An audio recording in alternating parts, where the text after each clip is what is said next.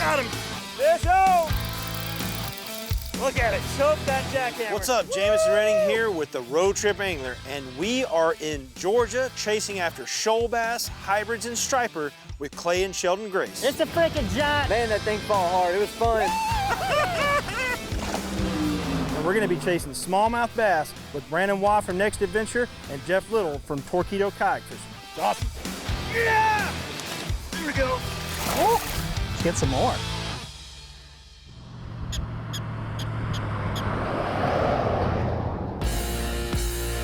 Yeah, I'm about to hit the state line. Yeah, we travel like a freight line. Drop the kayak in and drop a bait down. We make it easier than 1, 2, 3. You want the tips, want the tricks with the ones to see. Ooh-wee! Come on. Cause everybody wants to fish, but can't nobody make the trips. But don't trip, cause we gon' make it when you can't miss out. Road trip angle, only thing we need is a route, no doubt.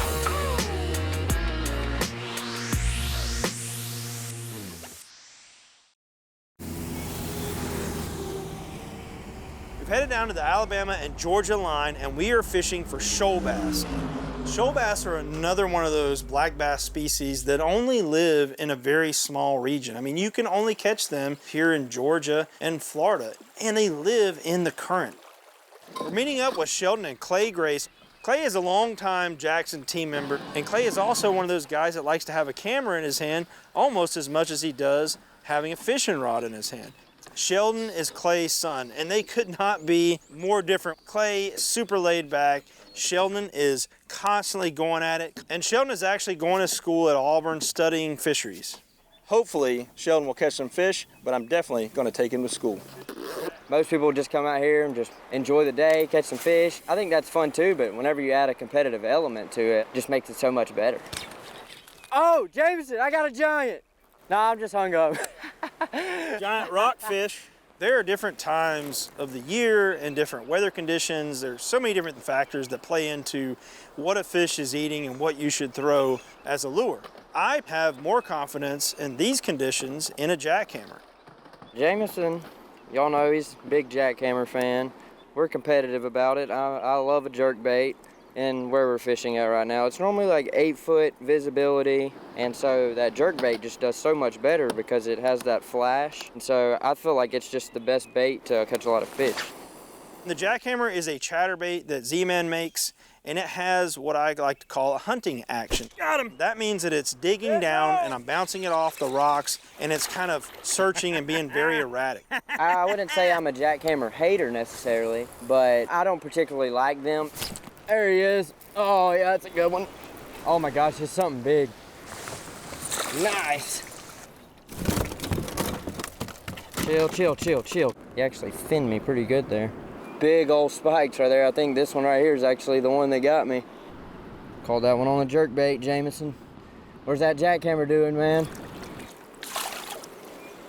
This entire episode has really just become about what's better in these conditions, the jackhammer or the jerkbait. I think it's time to show him what a jackhammer can really do.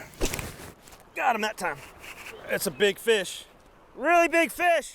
Woo! You know, I think he just brought some bad weather with him. That's where the jackhammer, it shines in them conditions. Oh my gosh.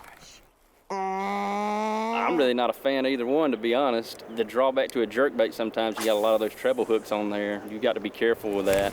Another one. Jackhammer's a big bait that Jameson likes to throw. He does pretty well. Should I tie on a jackhammer?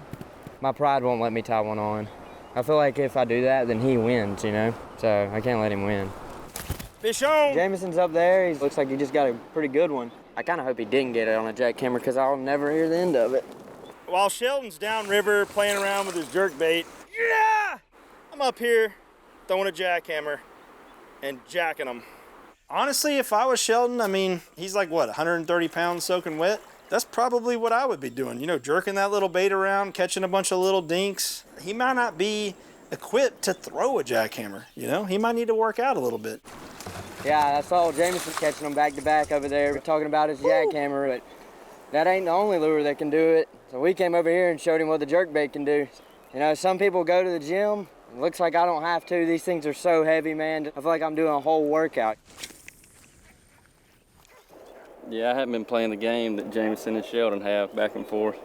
It's kind of peaceful now because we're not around them. They're way up there. So it's just nice and quiet. And I'm enjoying that. Got me a little hybrid there. Oh my gosh. More difficult without a Torqeedo. He can just put his little motor on, just fish wherever he wants to go, you know, and I'm sitting over here, I make a cast, and then I got to paddle a little bit.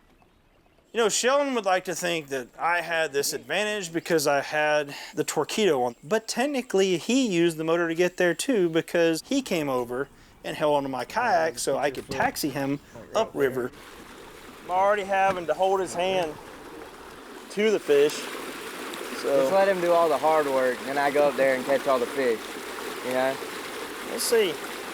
I'll give you 5-star rating. Trip ain't over yet. See what kind of horsepower I got today. There's places where it kind of V's in, and the water's moving so fast through there, there's no way you can paddle up it. And I've tried to do it on a couple of them today, and you just can't do it. I don't think I can make it. So you have two options. If you have a Torqeedo, then you're fine. But if you don't, then you have to figure out a way to drag over. Good God, this freaking current is strong as shit. I mean, it could be a 300-yard stretch you have to drag over, and in some places, you know, it's up to your neck. I don't think we can paddle up through there. We're going to get out and drag. The water's been a little bit up, and it's kind of hard getting to these areas. It's pretty slick. You don't really have a choice but to drag over a rock because the current may be too strong. You have to commit to working yourself through some hard to get to places. I mean, that's the whole reason we're in a kayak is we can take this where, frankly, no other vessel can really get you to. You can get out and drag your boat over those rocks and gain access to an area where there's more fish. But you really have to be vigilant about keeping up with your surroundings because if you're facing upriver and you've just attained up a set of shoals, well, the river's trying to take you back down those shoals. And you can get in a sticky situation relatively quickly. Holy shit.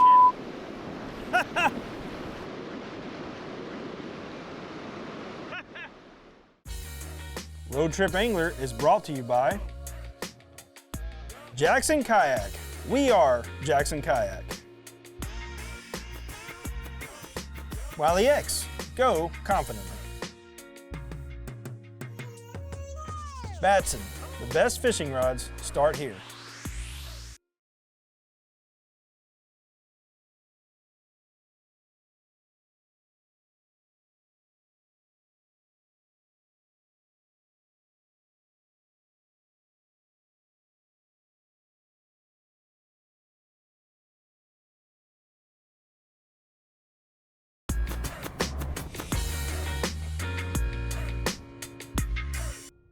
So now it's time for a dad joke, and I'm allowed to do that because I am a father.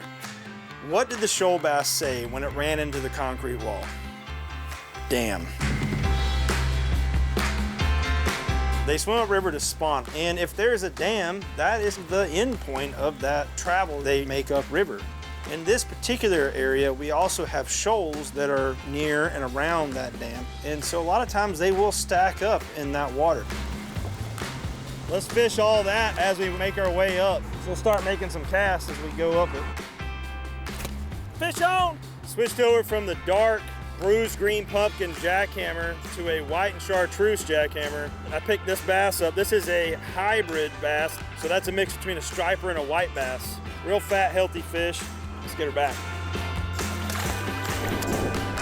When you're out here and you're wading around in some of these areas, it can be really shallow in one spot and then maybe up to your neck in the next. So you have to be careful where you step. You want to kind of test the water, if you will, by putting your foot on there and kind of sliding it a little bit to make sure that you can make it up these rapids safely and not fall and get hurt. And this is how Jameson fell and busted his head. They got to be in here. Jameson's over there, he's only targeting big fish with that jackhammer, and so I feel like you miss a lot of fish doing that. No, it was a shoalie. Big shoalie. He set the hook like 3 different times in one cast and swung and missed on all 3. Oh, I should have retied. Luckily, I got more. And I was like, if you had on a jerkbait, you'd have 9 hooks in that fish.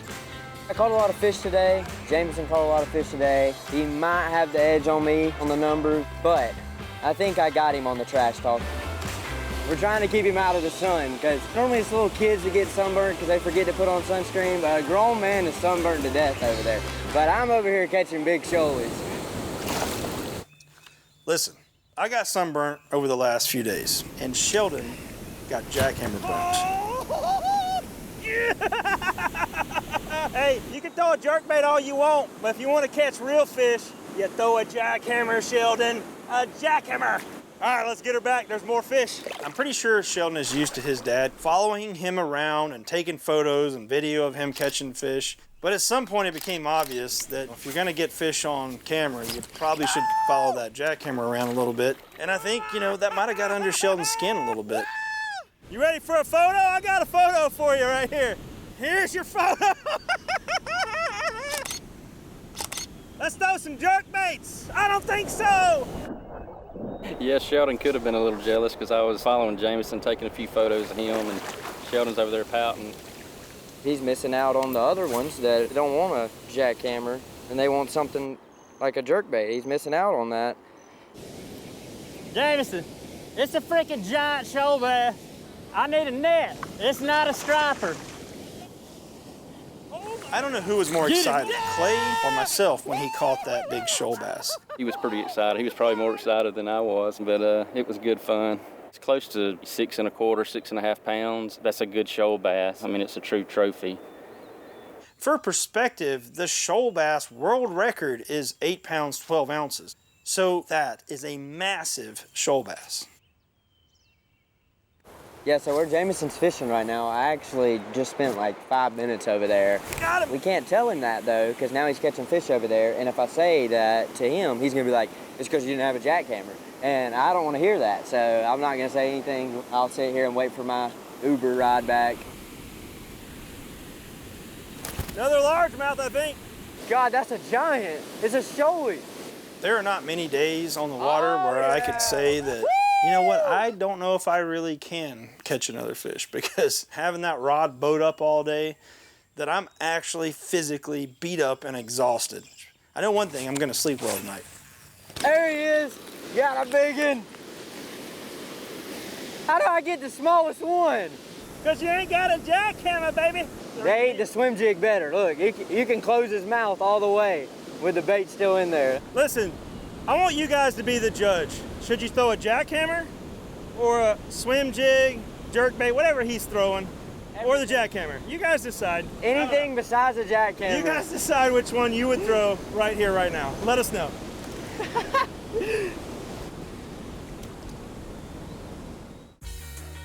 Road Trip Angler is brought to you by InForAdventure.com, inspiring, educating, and encouraging outdoor adventure. Yakatech, make it yours. Torqeedo, cleaner water, better fishing.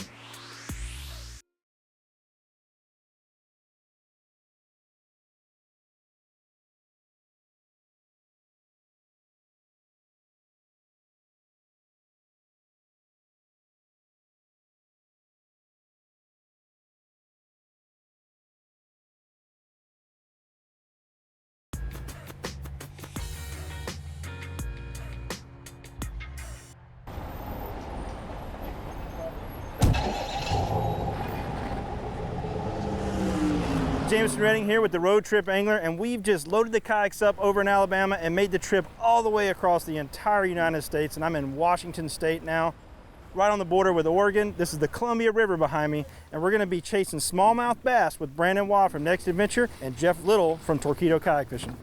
I chose to take the Knarr, what we call our big water boat. The boat is designed to handle rough conditions, whether you're on a big lake and the wind can pick up, or you're even offshore and you're dealing with swell and things like that. So I took the Knarr to be able to handle those type of conditions, and I knew I had confidence that get me back safely. When we got out here and I knew that, hey, we'd be catching river smallmouth in a different type of river, I was pretty excited to try and figure out how I can pattern these fish in a pretty wildly different type of river from what I'm used to back east. This river runs 1,200 miles from Oregon and Washington. It's massive. It's the largest river system on the West Coast, so it's going to be fun. The Columbia River Gorge holds a bunch of different species. The primary, the Chinook salmon. We also have a lot of bass, from smallmouth bass, which we'll be chasing today, and also largemouth bass. You also have walleye and so much more. Well, I'm all about whatever you think would be good to try. This is such a giant body of water. To me, it was overwhelming to try to figure out how to break that down. I'm used to fishing smaller rivers back home, and luckily Brandon knows where to go. So this little bushy point here, Yeah, there's a grass flat that comes out. It's like an underwater point, and they'll typically spawn all throughout this bank and all that. It's all hard bottom. what's the depth right here? About almost 10 feet. I've never fished here before, but it is beautiful. You've got mountains kind of lining both sides of the river, but it has these offshoots on either side that you can get in and really have your own little private lake. When we get to some of these back areas, we're gonna be chasing fish up shallow. We're gonna have pre-spawn, spawn, and post-spawn. We'll catch some with some big bellies on them, some of them that are gonna be up shallow on beds, and also some that are gonna be really skinny from post-spawn because they're exhausted and they're ready to eat. There he is. I was playing on the bottom just to see where the edge was. Kind of figured out the depth with the lure. That's a nice one. Oh, get in there. Yeah. That's so cool, man, to come to a spot I've never been before, ever. Literally within, what, 5 casts?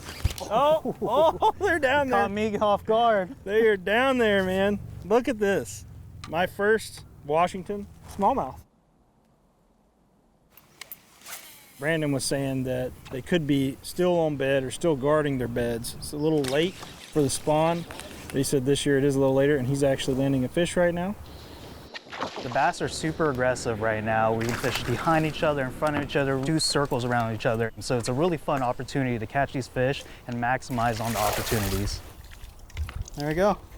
Look how big that guy is compared to the swim bait. Just super aggressive. 13 inches, 6-inch swim bait. It's always fun. So pretty early on, we figured out that the actively feeding fish are on those wind-blown shorelines. When the wind gets up, it really disturbs the surface. It masks their ability to see you coming, but it also stirs up the food that they're looking to eat. Mudlines are always great feeding locations for predatory fish like the smallmouth bass. My favorite part about this trip is that we're chasing one of my favorite fish. And you might think, why would you want to drive all the way across the country to catch smallmouth? Well, the reason is because it looks way cooler. Got trains in the background and pigs in my hand. This one's a fighter. There we go. And that's why you come to the Columbia River. And we're not even on the main river yet. We're just fishing some backwater.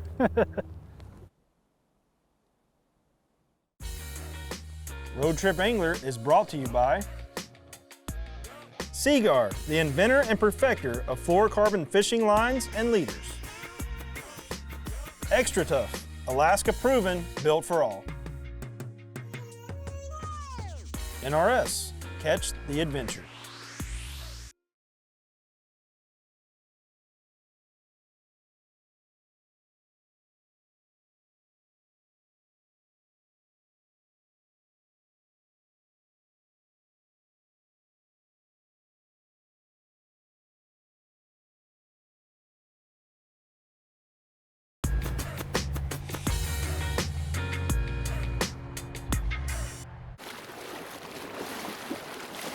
All right, y'all.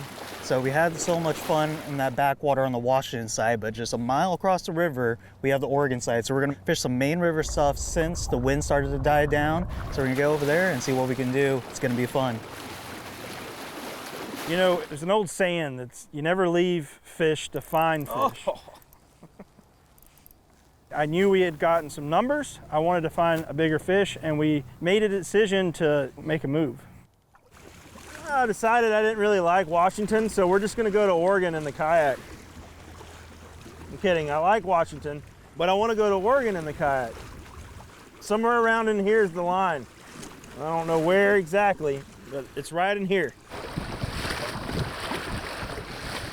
We've got wind and these fish are pretty strong. So what I'm doing is as soon as I hook that fish, I'm just giving it a little bit of throttle so I can pull the boat away from that area that I've hooked the fish.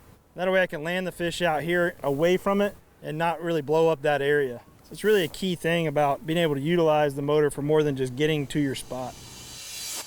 Once I was out in the stronger current and using the foot control steering to hold position right where I needed to, letting that jerk bait swing across that mud line, absolutely caught more fish.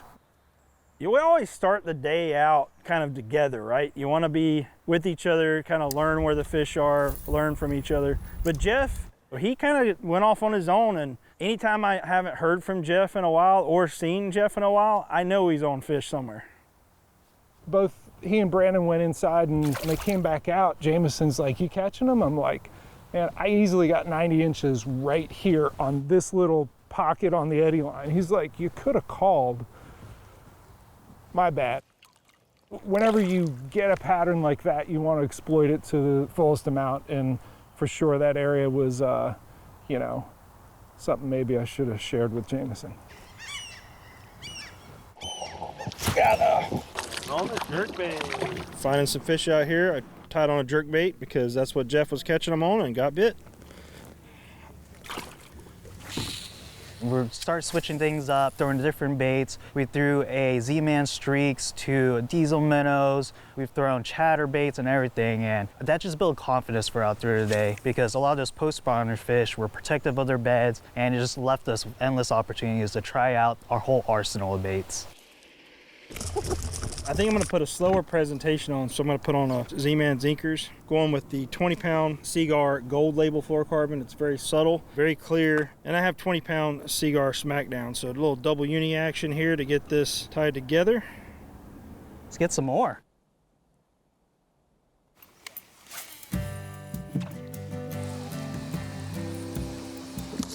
Just got another one on the diesel minnows, full pre-spawn, just healthy smallmouth. Funny thing is that there's a lot of them like this in here, so we can just keep going down this bank and chucking all these baits and see if we can get a few more of these. Time to let her go.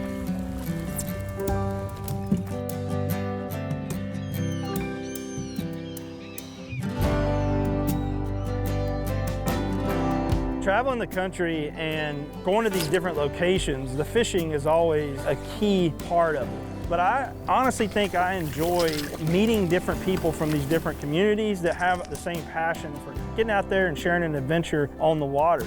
And Brandon is that. Getting to meet him and hang out with him is just awesome. Another person that loves fishing as much as I do and does it from a kayak. All the way across the country, two totally different sides, literally, of the country, and we're fishing for the same fish out of the same plastic boats.